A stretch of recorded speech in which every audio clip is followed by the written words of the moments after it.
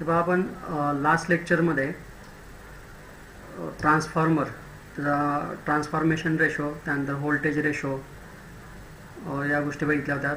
तसंच आपण types of transformer बघितले होते on the basis of construction, on the basis of transformation factor. ठीक. काही जणांनी मला काही क्वेश्चन्स वगैरे विचारले, त्याचे मी आन्सर्स त्यांना व्हॉट्सअपवरती सेंड केले. ठीक. अजून कोणाला काही क्वेश्चन्स असतील तर त्यांनी ते मला व्हॉट्सअपवरती विचारा. आपण ग्रुप तयार केला, त्या ग्रुपवरती तुम्ही क्वेश्चन्स टाकू शकता, जेणेकरून ते सगळ्यांना समजतील. प्लस तुम्ही केलेला स्टडी जो आहे त्याचे तुम्ही फोटोज काढून मला व्हॉट्सअपवरती शेअर करा, आणि मला समजेल तुम्ही किती अभ्यास करताय. तर चला, आज आता आपण पुढचा पार्ट पाहतोय. तर या पुढच्या पार्टमध्ये आपल्याला करंट रेशो पाहायचा आहे, त्यानंतर रेटिंग ऑफ ट्रान्सफॉर्मर, त्यानंतर पुढे पाहायचं आहे आपल्याला power, losses of power in transformer. त्यानंतर मग कंपॅरिझन पाहायचं आपल्याला auto transformer and to winding transformer, आणि ॲटो ट्रान्सफॉर्मर डिटेलमध्ये पाहायचं आहे. ट्राय करू आपण पूर्ण या गोष्टी कव्हर करण्याचा या लेक्चरमध्ये. तर सुरुवात करूयात आता आपण करंट रेशो इन ट्रान्सफॉर्मर. आज माझा आवाज थोडासा व्यवस्थित नाही आहे. चला तरी समजून घ्याल तुम्ही. बघूया मध्ये करंट रेशो. तर करंट रेशोमध्ये आपल्याला त्याचे डेफिनेशन बघायचे आणि इक्वेशन पाहायचे. खूप सिंपल कन्सेप्ट आहे करंट रेशो. करंट रेशोची इथं या बुकमध्ये काय डेफिनेशन दिलेलं नाही, की तुम्ही हे वाचलं तर तुम्हाला लक्षात येईल. इथं डेफिनेशन कुठंच दिलं नाही. मी तुम्हाला डेफिनेशन सांगतो याची डेफिनेशन अशी आहे: it is the ratio of primary current to the secondary current of a transformer. पाहिजे तुम्हाला नोट डाऊन करायचं आहे. It is the ratio of primary current to the secondary current of a transformer. ठीक. बरं, चला आता याचं मॅथमॅटिकल इक्वेशन कसं फाइंड करायचं. तुम्ही इथं बुक रेफर करू शकताय. बुकमध्ये एक बेसिक फॉर्म्युला दिला आहे, power input is equal to power output. त्याऐवजी तुम्ही असं लिहा, input power is equal to output power. कारण आपल्याला माहिती आहे बाय द डेफिनेशन ऑफ ट्रान्सफॉर्मरच्या डेफिनेशननुसार काय, की ट्रान्सफॉर्मर इनपुटला जी पॉवर आहे सेम तीच पॉवर तो आउटपुटला ट्रान्सफर करतो. फक्त चेंजेस कुठं करतो तर व्होल्टेज आणि करंटमध्ये चेंजेस करतो. हा पॉईंट खूप महत्त्वाचा आहे. तो फक्त व्होल्टेज आणि करंट याच्यामध्ये चेंजेस करतो, पॉवरमध्ये चेंज करत नाही, फ्रिक्वेन्सीमध्ये चेंज करत नाही. ठीक आहे. तर पहा, input power is equal to output power. म्हणजे काय झालं, ट्रान्सफॉर्मरसाठी input power is equal to output power. ठीक आहे. बरं, आता पॉवरचा फॉर्म्युला काय आहे, तर जर DC असेल तर voltage into current is equal to power. ठीक आहे. आणि जर AC असेल तर voltage into current into power factor. ठीक आहे. आणि पॉवर फॅक्टर माहिती आहे आपला कॉस फाय म्हणजे पॉवर फॅक्टर, आणि फाय म्हणजे काय तर 2πf. एफ म्हणजे काय, फ्रिक्वेन्सी. आता मला सांगा याच्यानुसार मग इनपुट पॉवरचा फॉर्म्युला काय झाला, इनपुट साईडचं voltage into input side current into cos phi म्हणजे पॉवर फॅक्टर. तर पाहिजे फॉर्म्युला काय, V1 into I1 cos phi 1 is equal to output साईडचा. आता आउटपुट साईडचं जे व्होल्टेज आहे म्हणजे सेकंडरीचं, त्याला आपण V2 ने इंडिकेट करतो, करंटला I2 न. तर काय होईल मग, V2 into I2 cos five 2. आता इथं पहा, कॉस फाय 1 कॉस फाय 2 असं दिलंय. पण आपल्याला माहिती आहे ट्रान्सफॉर्मरमध्ये प्रायमरीला जेवढी फ्रिक्वेन्सी आहे सेम तेवढीच फ्रिक्वेन्सी सेकंडरीला पण मिळते. म्हणजे फायची व्हॅल्यू म्हणजे अँग्युलर फ्रिक्वेन्सी पण दोन्हीची सेम झाली. म्हणजे फाय 1 फाय 2 असं काय नाहीये, तर जस्ट काय आहे फाय, कारण दोन्ही सेमच आहे. Phi 1 is equal to phi 2. मग याच्यानुसार काय होईल मग, V1 I1 cos phi is equal to V2 I2 cos phi. त्याखाली आपण जर सॉल्व केलं तर काय होईल, कॉस फाय गेट कॅन्सल. काय राहील मग, V1 I1 is equal to V2 I2. The by definition of current ratio, primary current to the secondary current, म्हणजे मग I1 upon I2 is equal to काय तयार होईल आता इथं, V2 upon V1. पहा ते इथं खाली दिलेलं आहे. हे पहा तर इथं दिसतंय तुम्हाला की I1 upon I2 is equal to V2 upon V1. तर हे झालं mathematical expression for current ratio. Me definition सांगितले सुरुवातीला आणि मॅथमॅटिकल इक्वेशन आपण तयार केलं. खूप सिंपल आहे. ठीक. Primary power is equal to secondary power. Primary power V1 I1 cos phi is equal to secondary power V2 I2 cos phi. cos phi get cancel. V1 I1 is equal to V2 I2.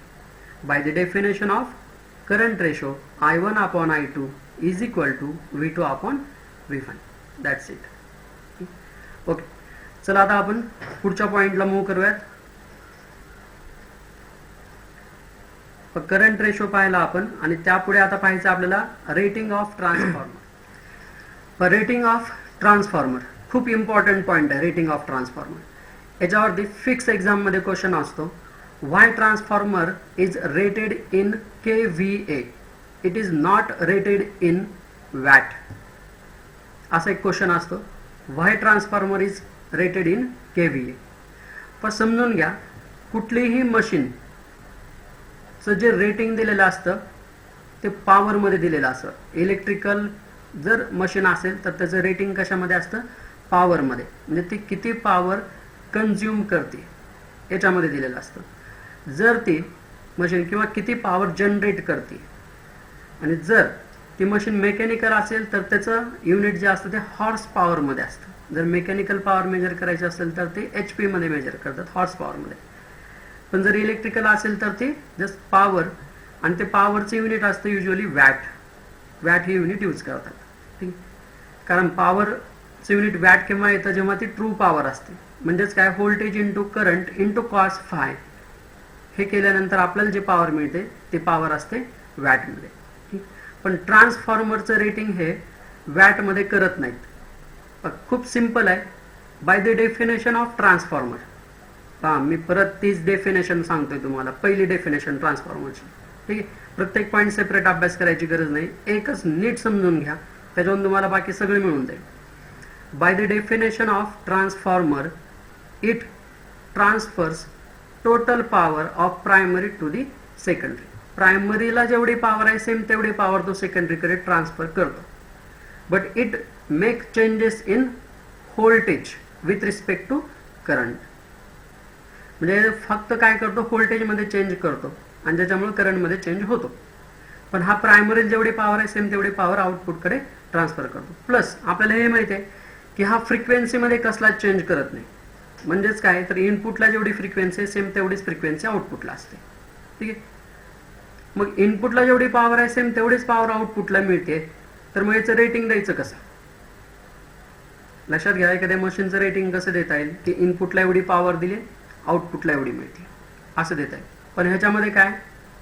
आपण losses जर neglect केले थोड्या वेळासाठी तर काय याच्यामध्ये की इनपुटला जेवढी पॉवर आहे सेम तेवढीच पॉवर आउटपुटला आहे. समजा इनपुटला पॉवर आहे 10 वॅट, आउटपुटला किती मिळणार आहे? 10 वॅट. मग तुम्ही कसं सांगणार की हा 10 वॅट ट्रान्सफॉर्मर आहे? म्हणजे कसं समजणार युजरला की सेकंडरी 10 आहे का प्रायमरी 10 आहे? दोन्ही 10 आहे. त्याच्यामुळं पहा, ट्रान्सफॉर्मरचं रेटिंग हे वॅटमध्ये करत नाहीत, तर ह्याचं रेटिंग कशामध्ये करणार? व्होल्टेज आणि ॲम्पियरमध्ये करणार. कारण हा चेंजेस कशामध्ये करून देतो? व्होल्टेज आणि ॲम्पियर म्हणजे करंट याच्यामध्ये चेंजेस करून देतो. म्हणून याचं रेटिंग कशात करणार? व्होल्टेज आणि ॲम्पियर.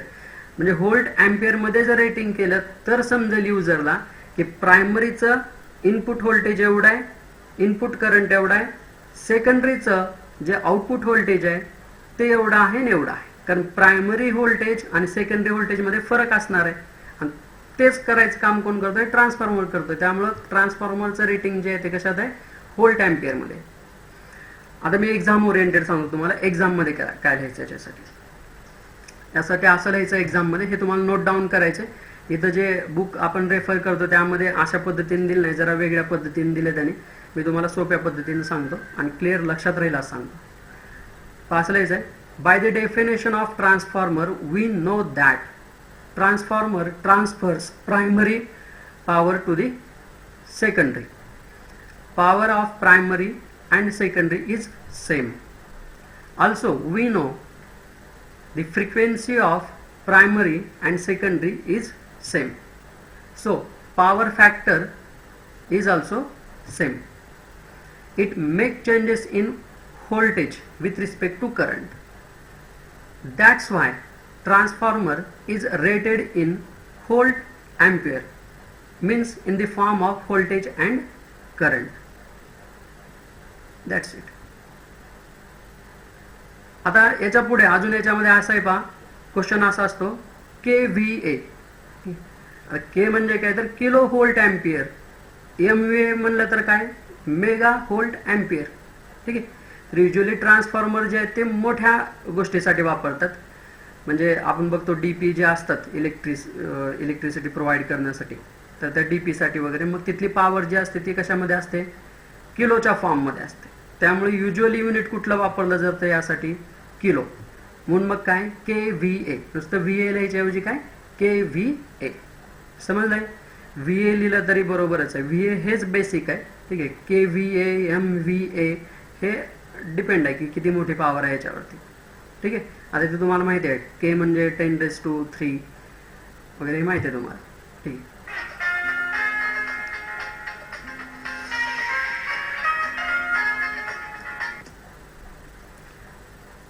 बरं चला, आता मी जास्त याच्यावरती टाइम नाही घालवत. ज्यांना हे समजलंय मी जे सांगितलं ते बेस्ट आहे, पण ज्यांना नाही समजलं त्यांनी काही टेन्शन घेऊ नका. तुम्हाला मी एक्झाम ओरिएंटेड सांगतोय. ठीक आहे. चला आता बुकमध्ये बघूयात आपण. मी हे स्क्रीन डिस्प्ले जो आहे तुम्हाला लहान करतो, साईडला घेतो.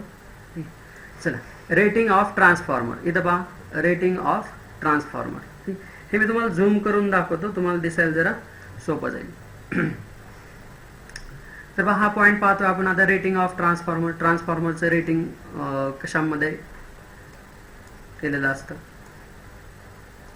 हे पहा. याच्यावरती क्वेश्चन येतो असा, why transformer rating is given in terms of KVA. हे पहा, why transformer rating is given in term of KVA and not in KW means kilowatt. Question कधी आला पहा, विंटर 9, समर 16, समर 17, 4 मार्क्स. हे खालचे पण क्वेश्चन सगळे सेम आहेत, सगळे सेम. थोडंसं शब्दांमध्ये फरक आहे, बाकी विचारलंय तेच. हा फिक्स क्वेश्चन आहे एक्झाममध्ये. बरं चला, या बुकनुसार बघूयात आता आपण.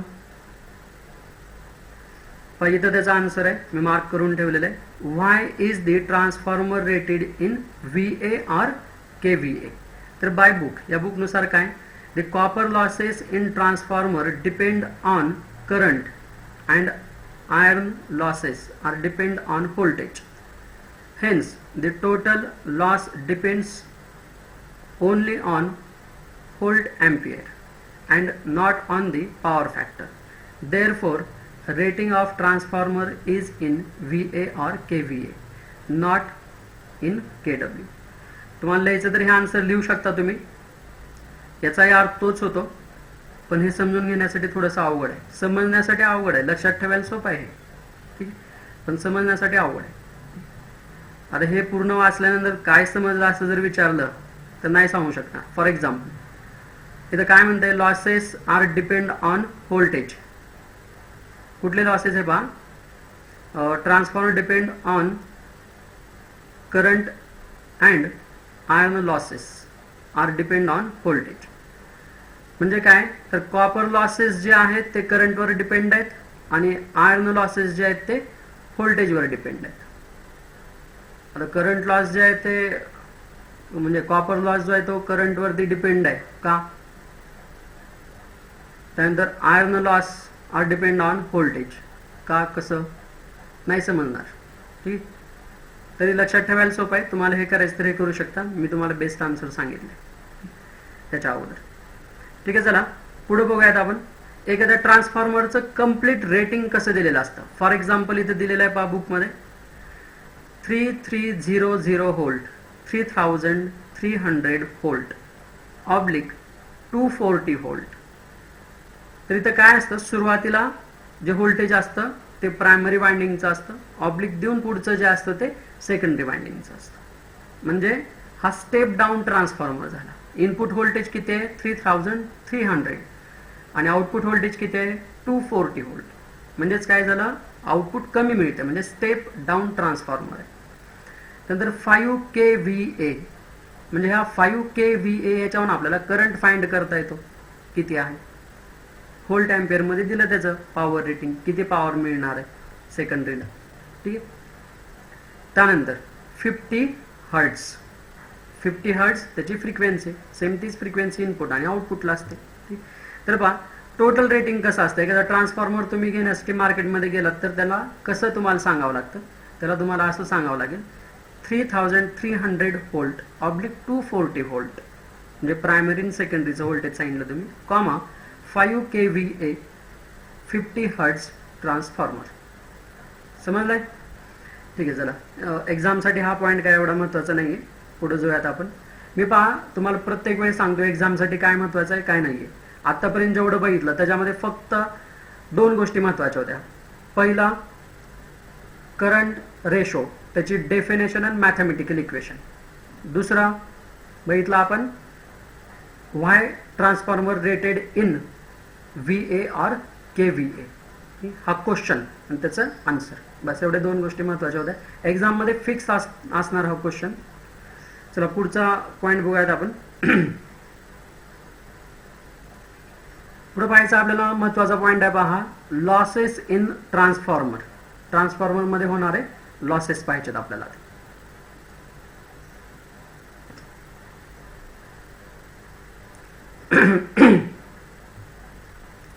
लॉसेस इन ट्रान्सफॉर्मर हा पॉईंट पाहायचा आहे. हा एक्झाम ओरिएंटेड घेऊयात आपण, फास्ट घेऊयात पॉईंट. लॉसेस म्हणजे काय असतात तर पॉवर लॉस.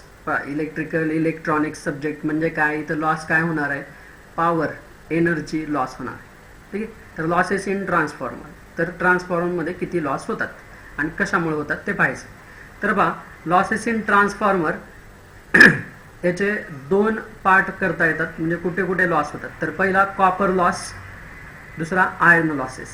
आयर्न लॉसेसमध्ये 2 परत अजून पॉईंट होतात, hysteresis loss and eddy current losses.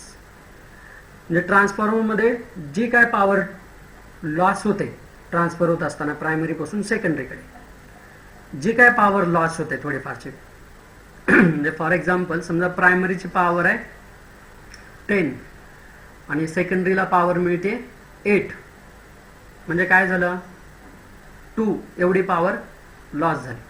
तर ही कशामुळे लॉस झाली हे स्टडी करतो आपण. तर ही पहिली तर गोष्ट कॉपरमध्ये लॉस होतो काय, दुसरं आयर्न मटेरियलमध्ये लॉस काय होतो. आयर्न मटेरियलमध्ये लॉस कशामुळे होतो तर काय लॉस हिस्टेरेसिसमुळे होतो आणि काय लॉस एडी करंटमुळे. ठीक आहे.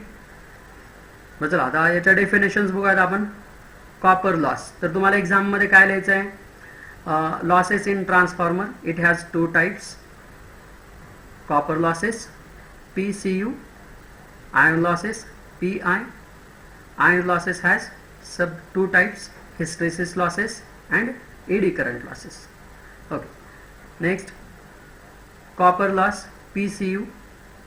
तुम्हाला याच्यामध्ये याची डेफिनेशन लिहायची की कॉपर लॉस का होतो.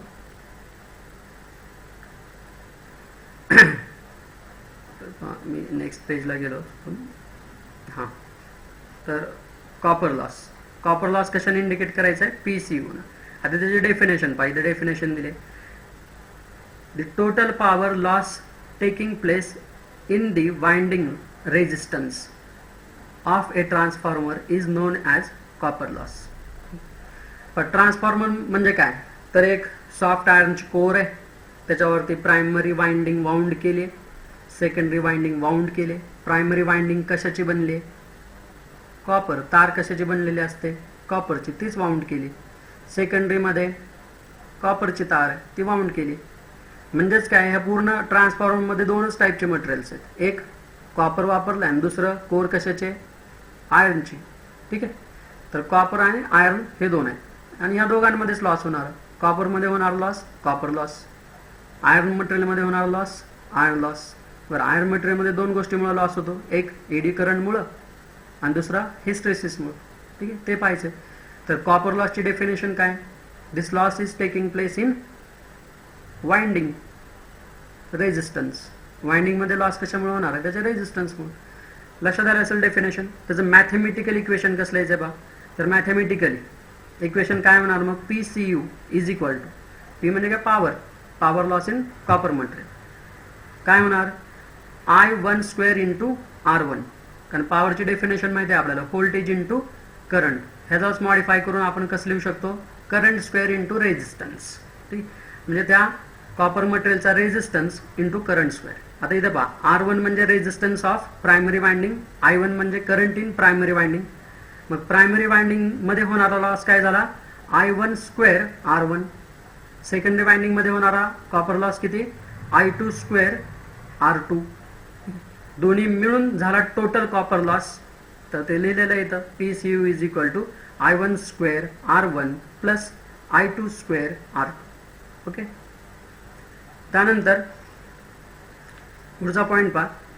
आता हे जे लॉसेस आहेत, हे लॉसेस मध्ये अजून एक पार्ट होतो की फुल लोड असताना किती लॉस आणि हाफ लोड असताना किती. ठीक आहे, आपण युजली जे फॉर्म्युला बघतो तो फुल लोडचा बघतो. आता हाफ लोड मध्ये किती फरक पडतो हे डायरेक्ट लक्षात ठेवा बा. हाफ लोड साठीचं याचं जे डेरिवेशन आहे ते तुम्हाला स्टडीला नाही आहे डिप्लोमाला, तर तुम्ही डायरेक्ट लक्षात ठेवा बा. PCU इन ब्रॅकेट HL म्हणजे हाफ लोडच्या वेळेस किती, तर 1/2 whole square PCU full load, म्हणजे फुल लोडला मल्टिप्लाय केलं 1/2 याच्या स्क्वेअरनं, म्हणजेच काय तर 4 डिवाइड केलं. ठीक, तर फुल लोड डिवायडेड बाय 4 म्हणजे हाफ लोड मध्ये होणारा लॉस. इथं दिलेला formula PCU HL is equal to PCU full load divided by 4. आता PCU फुल लोड कसा काढणार, तर PCU फुल लोड याच्या अगोदरच भेटलेला formula PCU is equal to I1 square R1 plus I2 square R2. Okay, त्यापुढे पहा आयर्न लॉस. आता आयर्न लॉस म्हणजे काय, तर त्या ट्रान्सफॉर्मरची जी कोअर आहे त्या आयर्नची म्हणले त्याच्यामध्ये होणारा लॉस, त्याला म्हणायचं आयर्न लॉस. ठीक, तर पहा आयर्न लॉस मध्ये दोन गोष्टीमुळे आयर्न लॉस होतो, एक हिस्ट्रेसिस आणि दुसरा ईडी करंट. आता हिस्ट्रेसिस म्हणजे काय, तर हिस्ट्रेसिस युजली हे डिपेंड असतं त्या आयर्न मटेरियलच्या क्वालिटीवर. ठीक, आयर्न मटेरियल जेवढं प्युअर असेल तेवढा हिस्ट्रेसिस लॉस कमी असतो. ठीक, तर ते पण इथं दिलेलं आहे पहा, थोड्या वेगळ्या पद्धतीने दिलेलं आहे. तर हिस्ट्रेसिस लॉस इथे एक त्यांनी फॉर्म्युला दिला आहे त्याचा, आणि hysteresis loss is directly proportional to frequency F and voltage V. म्हणजेच काय, तर हिस्ट्रेसिस लॉस हा डायरेक्टली प्रोपोर्शनल आहे फ्रिक्वेन्सी आणि व्होल्टेज, म्हणजे जेवढं जास्त व्होल्टेज असेल ट्रान्सफॉर्मरच्या अक्रॉस आणि जेवढा जास्त फ्रिक्वेन्सीचा सिग्नल तिथं असेल तेवढा जास्त हिस्ट्रेसिस लॉस होतो. ठीक, म्हणजे हिस्ट्रेसिस लॉस कशावर डिपेंड आहे, frequency of signal and voltage of signal. Okay, त्यानंतर एक्झाममध्ये इथं जे दिलेलं आहे बुकमध्ये ते लिहायचं आहे it is directly proportional to frequency and voltage. Okay, then eddy current loss. आता ईडी करंट लॉस म्हणजे काय, तर ती जी काही कोर आहे, कोर मधून काय फ्लो होतं, मॅग्नेटिक फ्लक्स. आपण बघितले प्रिन्सिपल ऑफ ऑपरेशन ऑफ ट्रान्सफॉर्मरमध्ये प्रायमरी वाइंडिंगच्या तिथं मॅग्नेटिक फ्लक्स तयार होतात, त्या मॅग्नेटिक फ्लक्स काय होतात त्या कोर मधून फ्लो होत सेकंडरी वाइंडिंगकडे येतात, आणि सेकंडरी वाइंडिंगकडे आल्यानंतर त्या काय होतात परत व्होल्टेजमध्ये कन्वर्ट होतात. हे आपण बघितलेलं आहे. ठीक आहे, आता या ठिकाणी हे पहा ईडी करंट म्हणजे काय, तर हे ऍक्च्युली काय व्हायला पाहिजे, कोर मधून मॅग्नेटिक फ्लक्स जायला पाहिजे, पण ते मॅग्नेटिक फ्लक्स फ्लो होत असताना कोर मध्ये सुद्धा काय व्होल्टेज जनरेट होतं. मॅग्नेटिक फ्लक्स त्या कोरला स्वतःच कट करतात, कारण जसं ते सेकंडरी वाइंडिंगला कट करतायत तसं ते स्वतःला पण कट करतायत. त्यामुळे एक मायनर व्होल्टेज तिथं जनरेट होतं. त्या मायनर व्होल्टेजमुळं मायनर करंट फ्लो होतो तिथून. तो जो काय करंट फ्लो होतो त्या करंट फ्लोला म्हणायचे ईडी करंट, म्हणजेच अनवॉन्टेड करंट. तो करंट आपल्याला नकोच होता पण तो फ्लो होतो. ठीक, एकदम मायनर करंट फ्लो होतो त्याला म्हणायचं ईडी करंट. आता करंट फ्लो होतो म्हणजेच काय, तर त्या करंटच्या फ्लोमुळं काही एनर्जी त्या कोरचं जे रेजिस्टन्स आहे त्याच्यामध्ये ड्रॉप होईल. आता तुम्ही पळताय म्हणजे काय होणार आहे, तुमची एनर्जी लॉस होणार आहे. म्हणजेच करंट फ्लो होणार आहे म्हणजे इलेक्ट्रॉन्स फ्लो होणार आहेत, म्हणजे त्यांची एनर्जी तिथं लॉस होणार आहे. मग जो अनवॉन्टेड करंट त्या कोर मधून फ्लो होतो त्याच्यामुळं जो पॉवर लॉस होतो त्याला म्हणायचं एडी करंट लॉस. ठीक आहे, मी तुम्हाला एक्सप्लेन केलं लक्षात राहण्यासाठी. एक्झाममध्ये तुम्हाला हे पहा असं लिहायचं आहे, eddy current loss is proportional to square of frequency and square of thickness of laminations. म्हणजेच काय तर फ्रिक्वेन्सीचा स्क्वेअर आणि थिकनेस ऑफ लॅमिनेशन म्हणजेच ती जी कोर तयार केलेल्या वेगवेगळ्या पट्ट्या वापरून केलेल्या, म्हणजे सॉफ्ट आयर्नच्या पातळ पट्ट्या वापरून तयार केलेली. मग ती पातळ पट्टी जेवढी पातळ असेल, जेवढी ती थिन असेल तेवढा ईडी करंट लॉस कमी होतो. ठीक आहे. त्याची जाडी जास्त असेल तर लॉस जास्त होतो, कारण त्याच्या क्रॉस सेक्शनल एरियाला हे डायरेक्टली प्रोपोर्शनल आहे लॉस. ठीक आहे. मग चला डायरेक्ट तुम्ही हे लक्षात ठेवा, eddy current loss is directly proportional to the frequency and cross sectional area of और थिकनेस ऑफ लॅमिनेशन. ठीक आहे. ओके. त्याचा पण इथे एक फॉर्म्युला दिलाय, एवढा काही महत्त्वाचा नाही फॉर्म्युला, तुम्हाला एक्झाममध्ये लिहायची काही गरज नाही फॉर्म्युला. ते तुम्हाला करायचं तर करू शकता. तुम्हाला डायरेक्ट एवढं लिहायचं आहे, iron loss is equal to, म्हणजे आयर्न लॉस इंडिकेट करतात पी आय न, P I is equal to P H plus P E, where P H indicates hysteresis loss and P E indicates eddy current loss. Okay. तर असा आपला हा losses जो point आहे तो संपला. त्याच्यावरती एक महत्त्वाचा क्वेश्चन असतो लॉसेसमध्ये, how to minimise losses. Losses कसे मिनिमाइज करू शकता ते लगेच सांगतो तुम्हाला मी थोडक्यात. याच्यासाठी तुम्हाला आन्सर द्यायचं आहे. We can minimise copper loss by using pure copper. We can minimise copper loss by using pure copper. जेवढं प्युअर कॉपर असेल तेवढा लॉस कमी होईल, कारण रेजिस्टन्स तेवढा कमी असेल. ठीक आहे. इम्प्युअर कॉपर वापरलं रेजिस्टन्स असणार बऱ्यापैकी आणि तो लॉस जास्त देणार. बरं. दुसरं काय आता, we can avoid iron losses. आता आयर्न लॉसेसमध्ये काय होतात, दोन होतात, हिस्टेरेसिस लॉस आणि दुसरं कुठला, ईडी करंट लॉस. तर हिस्टेरेसिस लॉस कसा कमी करता येईल, कारण हिस्टेरेसिस लॉस कशावर डिपेंड आहे, frequency of signal and voltage of signal या दोन्हीवरती डिपेंड आहे. तर हिस्टेरेसिस लॉस पहा, हिस्टेरेसिस लॉस कमी करायचं म्हणजे काय, तर जेवढी तुम्ही सॉफ्ट म्हणजे जेवढी तुम्ही प्युअर सॉफ्ट आयर्नची कोर यूज करताल तेवढा हिस्टेरेसिस लॉस कमी होतो. प्लस हिस्टेरेसिस लॉस अजून एक तुम्हाला सांगतो, हिस्टेरेसिस लॉस डिपेंड असतो age of that age. Age म्हणजे काय तर वय, म्हणजे किती काळ किंवा किती जुनी ती कोर आहे. जेवढी जुनी कोर असेल तेवढा हिस्टेरेसिस लॉस जास्त होतो. मग तुम्हाला इथं आन्सर काय द्यायचे, we can avoid hysteresis loss by using high quality soft iron core. Also that core must be new. ती कोर कशी असली पाहिजे, नवीन असली पाहिजे. ठीक आहे. Okay. Then eddy current loss. Eddy current loss कशावर डिपेंड आहे, frequency and thickness of that laminate. मग जेवढं पातळ लॅमिनेट वापरतो आपण तेवढा ईडी करंट लॉस कमी होतो. मग इथं काय लिहिता येईल, eddy current losses can be avoided by using very thin laminates. Okay. मी जे तुम्हाला हे सांगतो ते तुम्ही हे नोट डाऊन करायचंय, तर तुम्हाला लक्षात राहील. मी असं बोलतोय, तुम्ही ऐकताय, समजताय, पण तुम्हाला लक्षात राहणं महत्वाचं आहे. एक्झाम तुम्हाला द्यायची. ठीक आहे. मी जोपर्यंत बोलतो तोपर्यंत ते समजतं असं वाटतं, पण तुम्ही स्वतः आठवून बघा, माझ्यासारखं आठवतं का बघा तुम्हाला, मी जसं बोललोय तसं, तर तुम्ही पेपरमध्ये चांगलं लिहू शकता. ठीक. मी तुम्हाला ज्या गोष्टी इंग्लिशमध्ये सांगतो त्या नोट डाऊन करत जावा, त्या नोट्स आहेत. ठीक आहे. चला आता पुढचा पॉईंट बघूयात आपण. ॲप्लिकेशन्स ऑफ डिस्प्लेवरती applications of two winding transformer. आत्तापर्यंत जो आपण ट्रान्सफॉर्मर बघितला तो टू वाइंडिंग ट्रान्सफॉर्मर होता, त्याच्या ॲप्लिकेशन्स बघायचे. पहिलं बुकमध्ये दिलेले ॲप्लिकेशन्स वाचवायच. ॲज दी डिस्ट्रीब्युशन ट्रान्सफॉर्मर म्हणजे हा डिस्ट्रीब्युशन पर्पजसाठी यूज केला जातो. म्हणजे आपण जे डीपी बघतो ना आपल्या एरियामध्ये वगैरे डीपी असते, तर ती डिस्ट्रीब्युशनसाठी असते. तिथून इलेक्ट्रिसिटी डिस्ट्रीब्यूट केली जाते वेगवेगळ्या गल्लींमध्ये वगैरे. ठीक आहे. तर डिस्ट्रीब्युशन पर्पजसाठी हा यूज होतो. तसंच डिस्ट्रीब्युशन जे आहे ते मोठ्या स्केलवरती पण आहे. ठीक आहे. इंडस्ट्रीमध्ये वगैरे. आता त्या गोष्टी तेवढ्या नाही सांगत मी, जस्ट काय लक्षात ठेवा, distribution purpose. Next, as a isolation transformer म्हणजेच काय तर दोन इलेक्ट्रॉनिक डिव्हायसेस किंवा इलेक्ट्रिकल डिव्हायसेसमध्ये आयसोलेशन प्रोव्हाइड करण्यासाठी, म्हणजे त्यांच्यामध्ये डायरेक्ट कॉन्टॅक्ट नसला पाहिजे, सिग्नल इकडून तिकडे गेला पाहिजे पण डायरेक्ट कॉन्टॅक्ट नसला पाहिजे. ठीक आहे. याच्यासाठी त्यापुढे बघूयात आपण.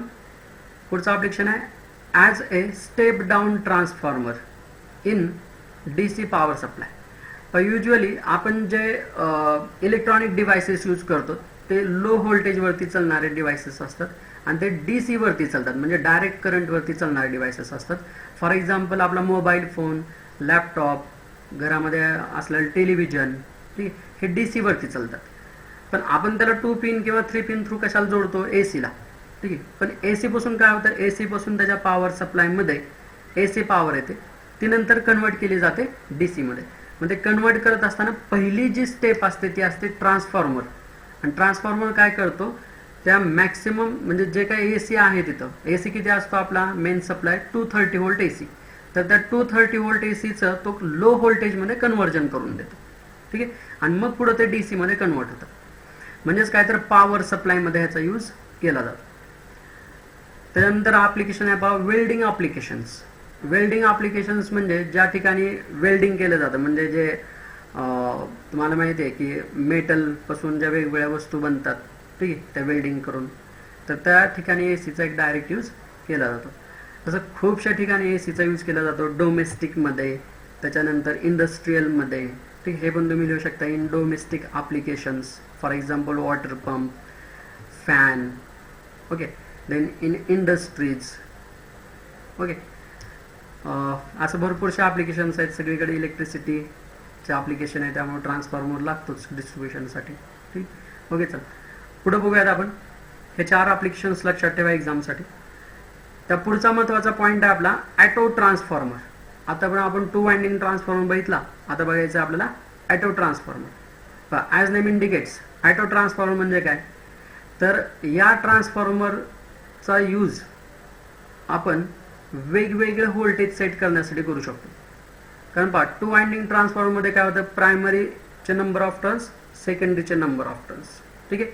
आता प्रायमरीचे नंबर ऑफ टर्न्स, सेकंडरीचे नंबर ऑफ टर्न्स, तो ट्रान्सफॉर्मर मॅन्युफॅक्चर करत असताना मॅन्युफॅक्चरनं जेवढे ठेवले तेवढे, त्यांना ज्या रेटिंगसाठी तयार केलं ती. पण ॲटो ट्रान्सफॉर्मर असा आहे की ज्याच्यामध्ये फॅसिलिटी युजरला, युजर कमी जास्त करू शकतो टर्न. म्हणजे बघा प्रायमरी आणि सेकंडरीचे नंबर ऑफ टर्न्स काय करू शकतो? कमी जास्त करू शकतो. म्हणजे युजर ठरवू शकतो की ह्याचा यूज स्टेप अप करायचा आहे का स्टेप डाऊन करायचा आहे का 1 to 1 करायचं. ठीक आहे. तर बघूयात हा ट्रान्सफॉर्मर कसा असतो की ज्याचे नंबर ऑफ प्रायमरी सेकंडरीचे टर्न युजरला कमी जास्त करता येतात. ठीक.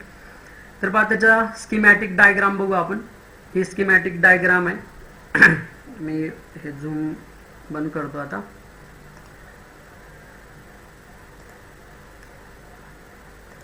ओके. तर ही स्कीमॅटिक डायग्राम पहा तुम्हाला इथे दिसते. एक सर्क्युलर कोर दिलेली आहे. म्हणजे हे कोर कसे आहे? सर्क्युलर आहे आणि त्याच्यावरती एकच वायर वाउंड केली. ही अशीच एक टर्मिनल घेतलं वायरचं, हे वाउंड करत करत करत करत करत हे दुसरं टर्मिनल. ठीक. म्हणजे इथं हे 2 टर्मिनल्स आहेत, एकच वाइंडिंग आहे आणि सेंटरला, सेंटरपासून एक स्लायडर दिला इकडं. हा काय आहे? इकडं हा स्लायडर आहे मेटॅलिक, ज्याला इथं लिहिलेलं आहे रोटरी मुव्हेबल कॉन्टॅक्ट. काय लिहिलेलं आहे त्याला इथं? Rotary movable contact. यालाच तुम्ही स्लायडर असंही म्हणू शकता, जो की स्लाइड होतो या वाइंडिंग वरून, तो असाच घासत फिरतो, स्लाइड होतो. त्याला फिरवणार कोण आहे? युजर. म्हणजे आपण फिरवणार आहे त्याला, असं बोल. ठीक आहे. इथून सेंटर म्हणून, तर तो इकडे इकडे मूव्ह आहे. आणि इथे एक टर्मिनल दिलेलं आहे पहा, सेंटर पासून एक टर्मिनल घेतलं बाहेर, ज्याला नाव दिलंय व्हेरिएबल टर्मिनल.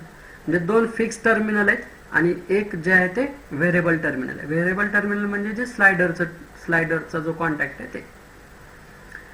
आता याची स्कीमॅटिक डायग्राम, हे जे स्कीमॅटिक आहे हे फिक्स 2 टर्मिनल्स दाखवले, ही वाइंडिंग दाखवली कोरवरती केलेली, आणि हे स्लायडर दाखवला आणि त्याच्यापासून आलेला जो कॉन्टॅक्ट आहे ते म्हणजे व्हेरिएबल टर्मिनल. फिक्स जे कॉन्टॅक्ट आहेत त्याच्यापैकी एक कॉन्टॅक्ट जो आहे तो दोन्ही साईडला वापरला. ठीक. इनपुट साईडला आणि आउटपुट साईडला. ठीक आहे. तरी झाली त्याची स्कीमॅटिक डायग्राम. आता लक्षात आलं असेल तुम्हाला, सेंटरपासून मूव्ह करून त्याला आपण टर्न्स कमी जास्त करू शकतो. तर ॲटो ट्रान्सफॉर्मर, चला मी इथं याच्यामध्ये समजावून सांगतो. पहा हे कम्प्लीट वाइंडिंग इथून इथपर्यंत म्हणजे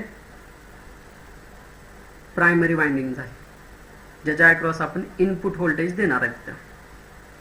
हा स्लायडर पासून आलेला एक कॉन्टॅक्ट आणि ही एक फिक्स टर्मिनल. ह्या दोघांच्या अक्रॉसची वाइंडिंग जर बघितली तर केवढी होते, ह्या स्लायडर पासून एवढी, म्हणजे कमी होते प्रायमरी पेक्षा. बरोबर आहे. ठीक आहे. आता स्लायडर जर आपण अजून खाली मूव्ह केला इकडं तर काय होईल, सेकंडरीची वाइंडिंग अजून कमी होईल, एवढेच टर्न होतील. स्लायडर अजून कमी केला तर एवढेच टर्न होतील. म्हणजे सेकंडरीचे टर्म आपल्याला टर्न जे आहेत ते आपल्याला कमी जास्त करता येतात. ठीक आहे. आता ह्या स्लायडर जसं आपण मूव्ह करू तशा आपल्याला टर्न काय होतील, कमी जास्त मिळतील सेकंडरीच्या अक्रॉस. लक्षात आलंय. म्हणून याला म्हणायचं ऑटो ट्रान्सफॉर्मर. म्हणजे याच्यामध्ये नंबर ऑफ टर्न्स आपल्याला इन्क्रीज डिक्रीज करता येतात by using slider. Applications of auto transformer. आता ऑटो ट्रान्सफॉर्मर मूव्ह करता येतो म्हणजेच काय, तर याचं ॲप्लिकेशन काय करता येईल, व्होल्टेज कमी जास्त करण्यासाठी करता येईल. ठीक. तर बघा, first it can be used as a variac, that is variable AC supply to vary the AC voltage applied to the load smoothly from 0 volt to about 270 volt. म्हणजे याचा use as a variable AC supply म्हणून करता येईल आपल्याला.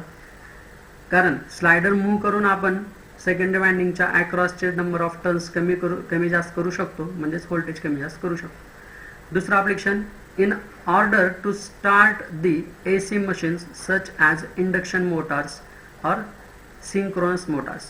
पण काय Motors अशा असतात की ज्याला एकदम ऑन केलं की ते मोटरची वाइंडिंग जळून जाते. ते आपल्याला मोटर्स जेव्हा पुढे बघायचे त्यामध्ये समजेल.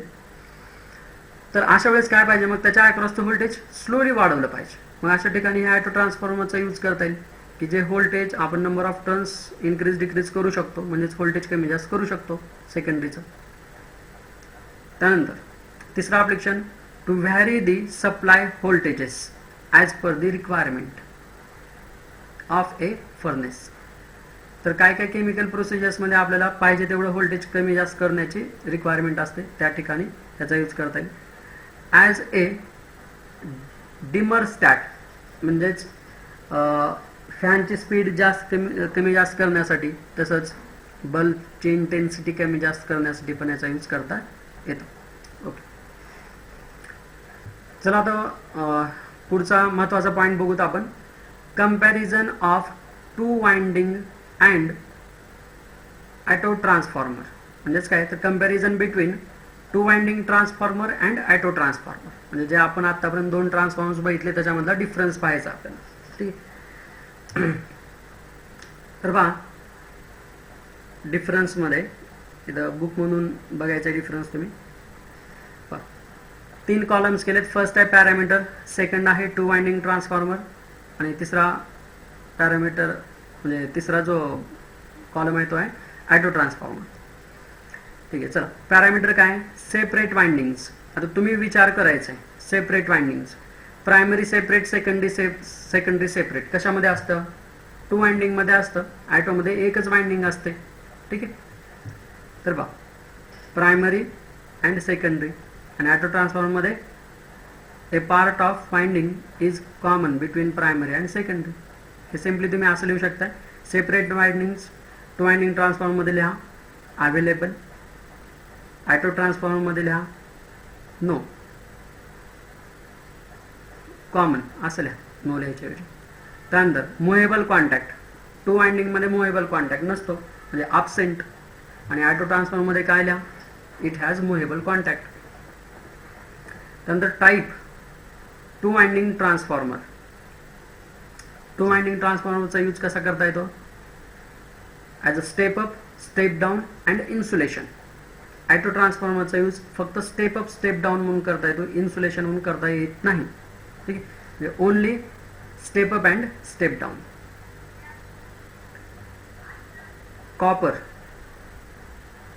कॉपर सेव्हिंग, कशामध्ये कॉपरचा कमी यूज आहे, टू वाइंडिंगमध्ये जास्त यूज, कारण प्रायमरी सेपरेट आहे, सेकंडरी सेपरेट आहे. आणि याच्यामध्ये ऑटो ट्रान्सफॉर्मरमध्ये एकच वाइंडिंग केलेली आहे. ठीक आहे, एकच वाइंडिंग केली आहे, म्हणजे कॉपरचा यूज कमी. मग काय लिहिता येईल इथं, कॉपर सेव्हिंग कशामध्ये सेव्हिंग होतं, ऑटो ट्रान्सफॉर्मरमध्ये सेव्हिंग होतं, आणि टू वाइंडिंगमध्ये सेव्हिंग होत नाही. तर टू वाइंडिंगमध्ये लिहा नन, आणि ऑटो ट्रान्सफॉर्मरमध्ये कॉपर सेव्हिंग टेक प्लेस. त्यानंतर possibility of getting a variable secondary voltage. Variable secondary voltage कशामध्ये मिळतं? 2 वाइंडिंगमध्ये मिळत नाही. लिहा नो. ऑटो ट्रान्सफॉर्मरमध्ये मिळतं. येस. इलेक्ट्रिकल आयसोलेशन 2 वाइंडिंगमध्ये येस. ऑटो ट्रान्सफॉर्मरमध्ये नो, कारण एकच वाइंडिंग आहे, प्रायमरी सेकंडरी एकच वाइंडिंग आहे त्याच्यामध्ये, त्यामुळे दोन्हीमध्ये आयसोलेशन नाही. नंतर साईज कशाची जास्त असेल? ऑब्वियस 2 वाइंडिंगची जास्त असेल.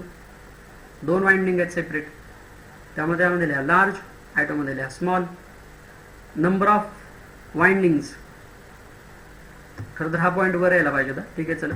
नंबर ऑफ वाइंडिंग्स 2 वाइंडिंगमध्ये 2, ऑटो ट्रान्सफॉर्मरमध्ये 1. कॉस्ट कशात जास्त असेल? ऑब्वियस कॉपर जास्त यूज व्हायला लागले 2 वाइंडिंगमध्ये, त्याची हाय कॉस्ट आणि ऑटो ट्रान्सफॉर्मरची लो कॉस्ट. त्यापुढे पहा लॉसेस इन दी वाइंडिंग. आता पहा वाइंडिंगमध्ये होणारे लॉस. 2 वाइंडिंग ट्रान्सफॉर्मर आहे, 2 वाइंडिंग आहेत म्हणजे लॉस जास्त आहे. म्हणून 2 वाइंडिंगमध्ये लिहा हाय, ऑटोमध्ये लिहा लो. इफिशियन्सी आता ज्याच्यामध्ये लॉस कमी असतो त्याची इफिशियन्सी जास्त असते, म्हणजेच काय मग ऑटो ट्रान्सफॉर्मरची हाय आणि 2 वाइंडिंगची लो.